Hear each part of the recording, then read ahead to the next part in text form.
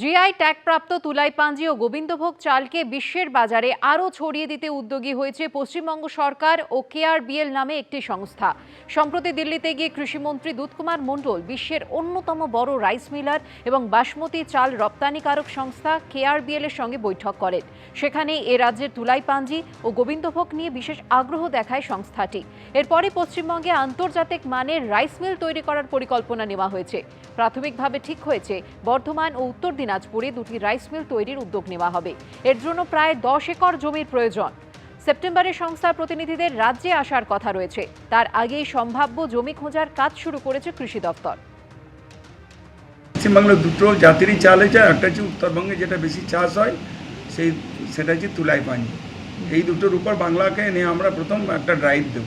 বাণিজ্যিকীকরণের মাধ্যমেই বাইরের রাজ্যে নয় বাইরের দেশেও এই চাল বা এটাকে পাঠিয়ে প্রক্রিয়াকরণের মাধ্যমে আমরা প্রকিউরমেন্ট মাধ্যমে আমরা এই চালগুলোকে নতুন মিলিং পদ্ধতিতে মাধ্যমে ব্যবসায়ীদের ধরে এনে চালটাকে বিদেশে রপ্তানি করা এবং ভালো ধানের উৎপাদন বাড়িয়ে চাষিদেরকে লাভবান করার জন্যই আমরা দিল্লি থেকে ঘুরে এসেছি এবং আলোচনা করে এসেছি। তারা সব রকম সহযোগিতা পশ্চিমবাংলা সরকারের সঙ্গে থেকে করবেন।